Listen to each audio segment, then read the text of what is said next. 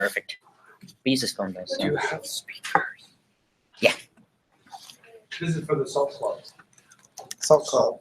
Salt. Salt. Society of Mind Training. We're interviewing yeah, Adam. he's a senator who's running for Senate in North Carolina. He was a computer scientist, and now he's We just interview people from various fields of like industry or job markets. Invite. Oh, here.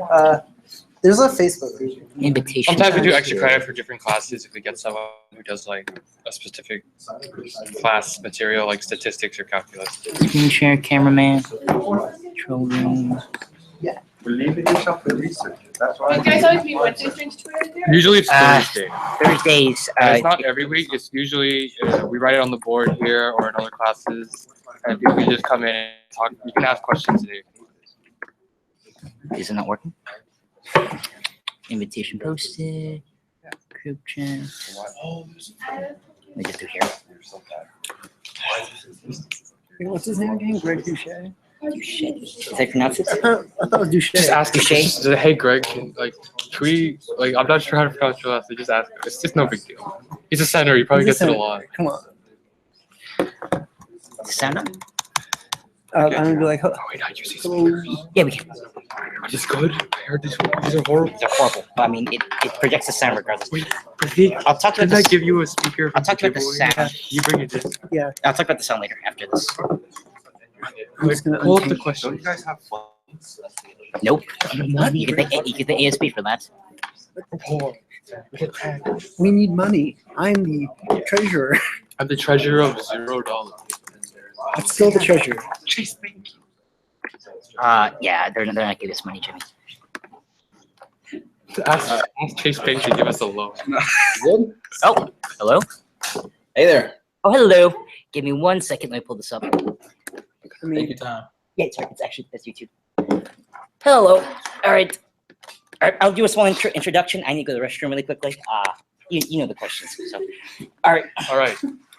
Hi, nice to meet you. So I contacted you over Twitter. We did a test call yesterday. So this interview, all will run. It will just we'll be asking a few questions regarding your career, and then just answer them best you can. All right, sounds good. I'm gonna angle my chair slightly so you don't get the washout from the window. 1 second. 1 second, sir. That's it. There we go. Sorry, can you say that again?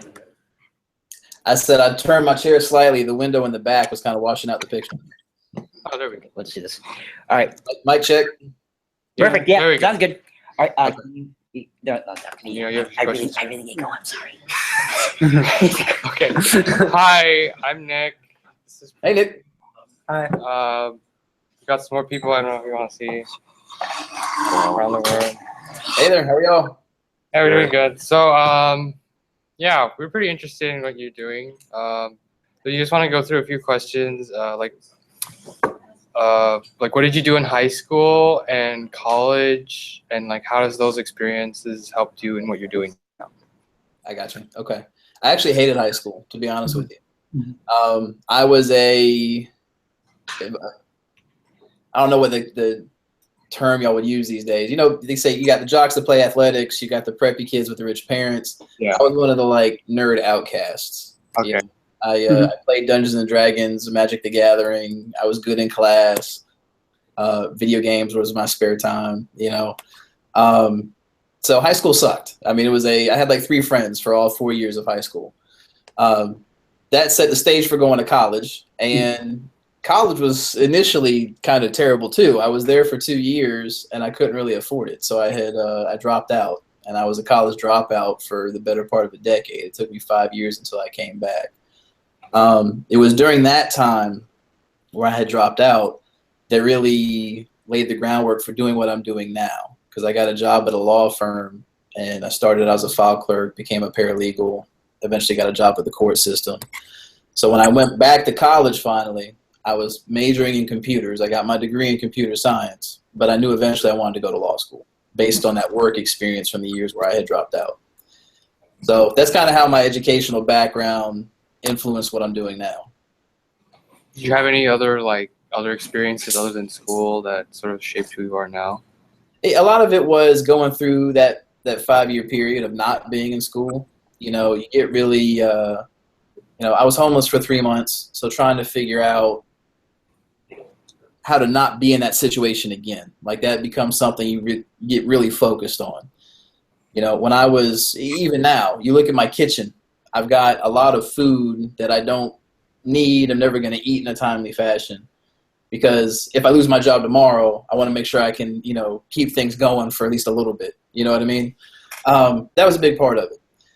So that, and when I went to law school, the law school that I went to is an HBCU. It stands for Historically Black College or University. They're mostly in the Southeast, and there are only 6 law schools in the country that have that designation. It's us, Howard, Southern Law Center down in Louisiana, and 3 more that I couldn't tell you what their names are.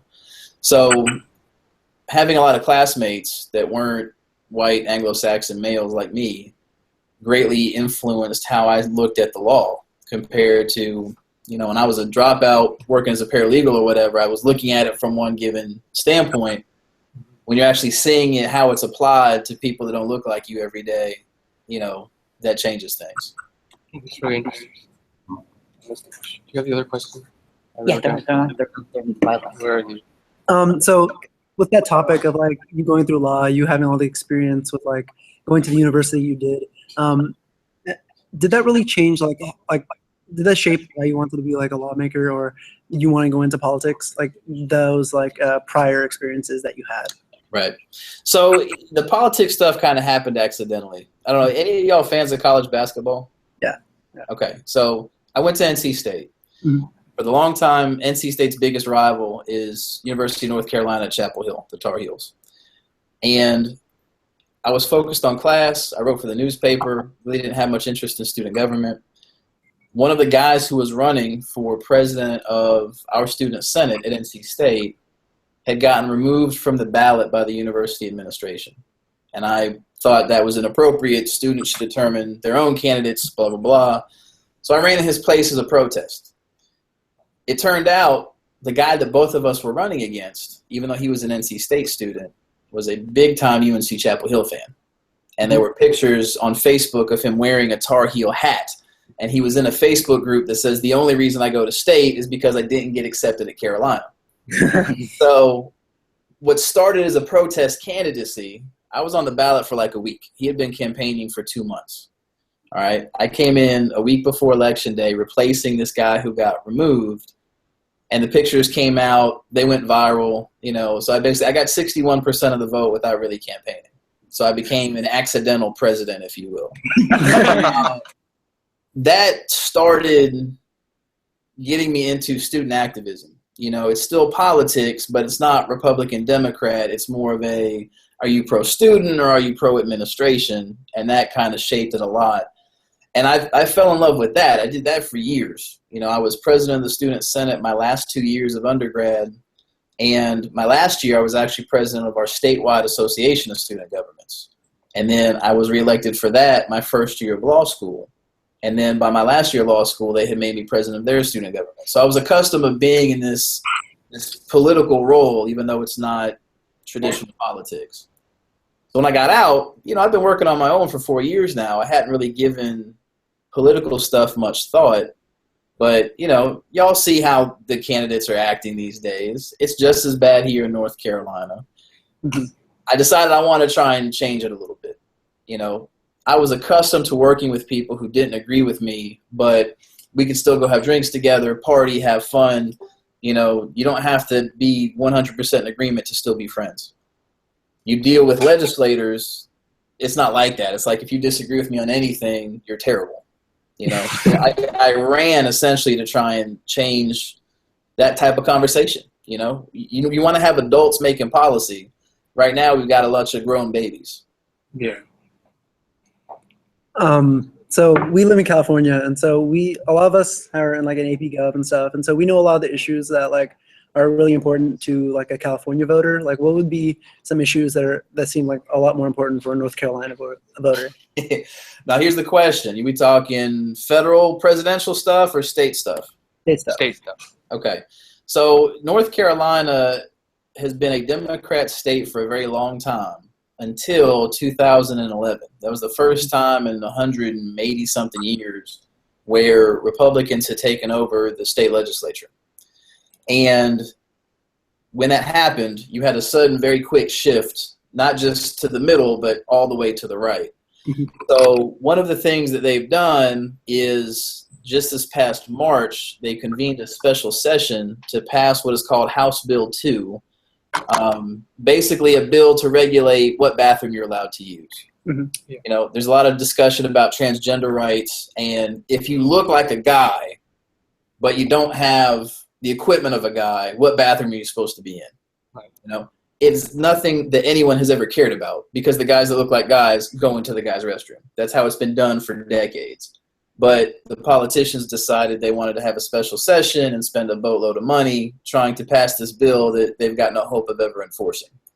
So in North Carolina, that's really the top issue because you've got a lot of people on both sides arguing over whether or not the special session should have been convened, whether or not the bill should have passed, whether or not the attorney general who was running for governor did or did not do his job, fighting the bill in court. You know, that's the main topic of discussion. The second big thing is, as weird as it sounds, whether or not Donald Trump represents the future of the Republican Party. Because you have a lot of immigrants in North Carolina. A lot of those, frankly, are undocumented. You know, it's something that a lot of states are dealing with. North Carolina is the 10th largest state in the country.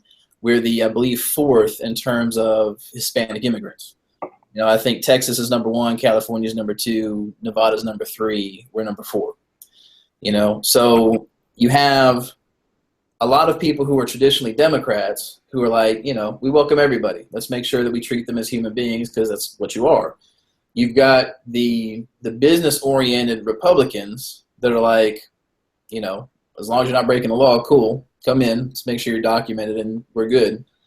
And then you've got kind of the Trump voter, which is, you know, I don't have a job because this evil guy came from Mexico and he's a rapist and we need to build a wall and throw him out. You know, so kind of Trump and immigration wrapped together is kind of a big issue as well. So those are kind of the number 1 and number 2 type things going on.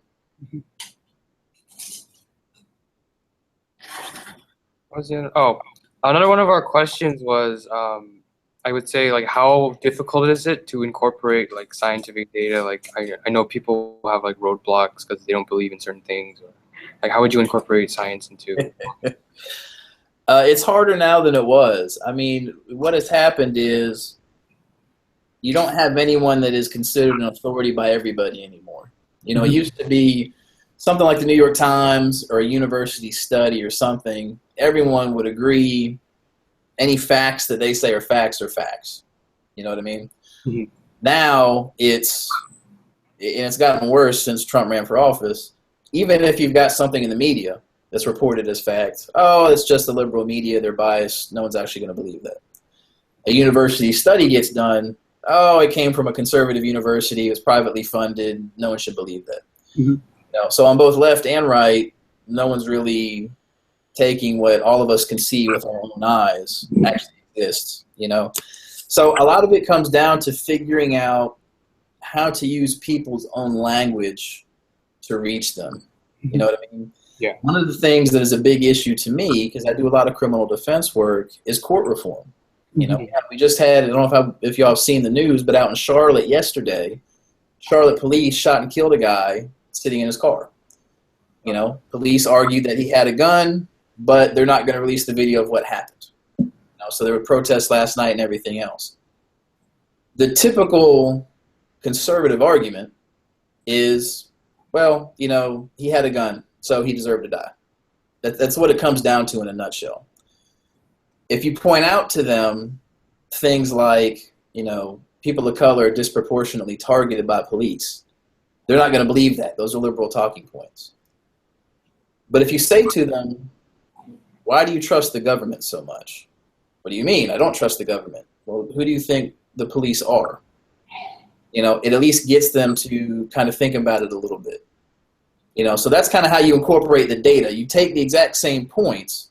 You know, if you all get bored, you can go to a website called OpenDataPolicingNC.com. tracks every single traffic ticket issued for the past 10 years. I can take that same data, change how I word it to make it something about, government incompetence or just not trusting people that are tasked with giving me a ticket. And I can reach folks that normally will just disregard that out of hand. Okay. What was your other question? And so, actually, okay. So this has to come down to like your history and computer sciences and stuff like that. A lot of us here, we like technology, and like a lot of us are maybe going into like computer science for like a major or something like that. And we're just like curious, like has that like shaped like your like, because computer science in itself is kind of like an art. It's kind of like understanding like numbers and understanding like patterns and such. Does that help you like with like understanding like trying to like think about how to word this? How like shape your political like not beliefs like and- shape your political beliefs, but it shape how you like understand data or can like comprehend data. Yeah, so from the standpoint of what I do as a lawyer, computer science was a tremendous help, because if you look at a lot of statutes, they're written in Boolean type language. Especially in the criminal defense world, you have what are called elements, where if you did A, B, and C, that equals guilty. If any of those are missing, you're not guilty, So that piece helped, but then also having kind of the scientific background, I can get, flamboyant with my language if I need to, but my main focus is, all right, what does the data say? I don't need to call you names to have a disagreement with you. Let's actually get all the stuff on the table, figure out whether or not there's a problem. If there is a problem, let's talk about possible solutions. So I think having that scientific approach in general is going to it definitely influences me, and it's going to influence y'all too if you end up going that path.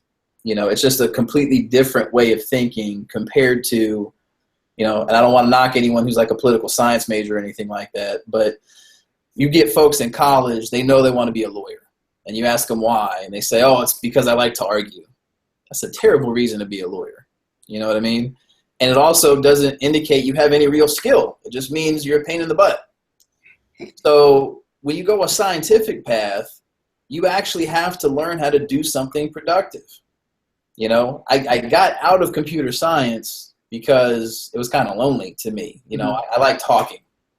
But if I ended up failing as a lawyer tomorrow, my whole law firm goes belly up, I lose my election, whatever else, I still know how to code an app. I can still go do something meaningful with my time and provide something of value to society. And knowing how to do that changes how you look at the world in general. Yeah, that was just generally what I was thinking also, because like it's very logical, computer science, and so I can definitely see how that would help as a lawyer. Knowing how to think logically is a vital skill that not many people have. And a lot of the people that think they know how to think logically still get the logic wrong. Our teacher very much agrees with you on that. All right, so any questions? Like, I'm just like asking the group. Understood. One more. Oh, we have one person. Say it loud. Do you prefer stick or manual? Manual or automatic? For the car? Yeah. So I started out with a manual transmission, but now I have an automatic because I do a lot of multitasking. All right. I eat in the car a lot, and even though it's illegal, I still text in the car a lot too. All right. Thanks. All right. I'm a little bit curious. I saw on your website your platform for education. You believe more increase of funding, but the usual conservative belief though is believing more voucher schools and like charter schools. So, yeah. So, what is your belief in education? Do you believe in more funding, or do you believe in more privatization of certain aspects of it?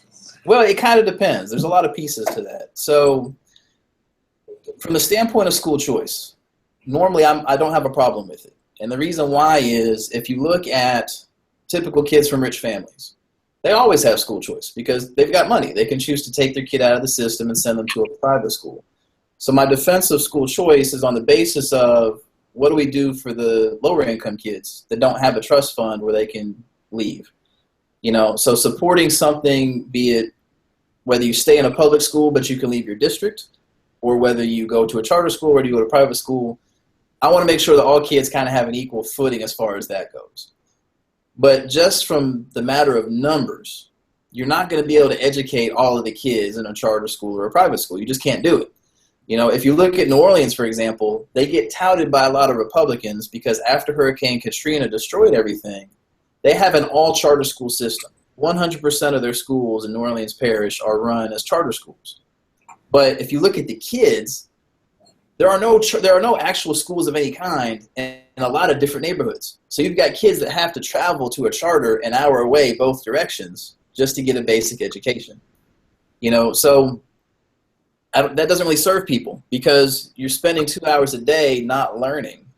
And it becomes a tremendous burden on the poor folks in the areas farther away from the charters. So I think we've got a public obligation to have public schools that will take anybody that happens to live in that district. And if you're going to do that, you got to fund them well enough that they're going to function properly. You know, one of the things that the legislature did when they took over is they made a lot of changes to how we treat teachers that don't make a whole lot of sense, done on the basis of saving money, that backfired. You know, for example, our teachers used to have a system where every year at the anniversary mark of you being in your job, you got a pay increase. It wasn't a lot, but it was enough where you would basically keep up with inflation. We changed that to now what we have are called pay bands, where for the first 5 years you're at one salary, the next 5 years you're at the next salary, the next 5 years you're at the next salary. That system sucks. You know, if you come in as a teacher in 2016 and you know you're not going to get a raise at all until 2021, no matter how great you do, no matter how much the overall economy advances, no matter how bad inflation gets, if you're not going to get a pay raise, why would you stick around to teach? Yeah. The only people that stick around when you do that are either people that really, really, really love teaching and are willing to deal with the indignity of it, or people that can't get a better job. Yeah. So that doesn't serve anybody because you can't fire a bad teacher because there's no one to replace them. And the people that you want in the classroom who love what they're doing, you're treating like dirt. So it's something where you got to make sure the system works properly because just mathematically, you're going to have public schools if you're going to educate all the kids. Any questions? Do we say 4 minutes? Do you have any questions? So I just had like a. Oh, 1 second. Sorry. Give me flashbacks to when I was in high school. See this? This is just like a little, side question. Do you like? Have you watched House of Cards, or have you watched? I have, yes. Okay. This is just a little question. It was just interesting. Like, did you find it entertaining? Did you find it like not like realistic, but So, like? I really liked the first season. Yeah, The second season was not as impressive, I thought. You know, it wasn't terrible, but it wasn't great. The third season, I thought was kind of worse, honestly. So, with that being said, I wouldn't be surprised if it's realistic. I know it's not, and we're supposed to believe it's not, but people in Washington do some crazy stuff. Yeah. If we have any more questions. Yeah. Sorry, people. I think we're Yep. wrapping up. Oh yeah, out of curiosity, and so this is your first time running for Senate. So you're like an outside. Do you ask this question already? Or no? No. Okay, so you're more like an outside political system. So how do you feel like you fare against the people who have been in it for like decades or maybe just started? I hate it. That's part of the reason why I ran. So the district that I'm in is not a Republican-friendly district. The odds of me winning are small. But the guy that I'm running against has been around for 10 years. And he doesn't really do anything because he knows he doesn't have to do anything because he's in a safe district and he's going to keep winning. So that's not what legislators are about. I don't have to agree with you for me to respect the work you do for your constituents if you're actually doing something. But when our tax money's paying you and you're not doing anything, that's a problem for me. I hate career politicians. Picture. Yeah. So. Ask about the recording. Oh yeah. True. Yeah. Oh yeah. I have this recorded. Is it okay if I post this on YouTube? That's fine. You're good. Do you have a question? Or? No. I think that like wraps Yes. everything up. Can So, we take a quick picture with you? yeah, we have a There's a screen projector over back there, so- and so we're just gonna like take a picture like with you. All right. Yeah. How did I just face them? Oh wait, let me just do something really quickly. Okay. I'm gonna try and move the wire. I'm not gonna unplug it because obviously it's gonna disconnect it. Oh, Oh, please. There you go. Don't touch it. Don't touch it. Leave it. There you go.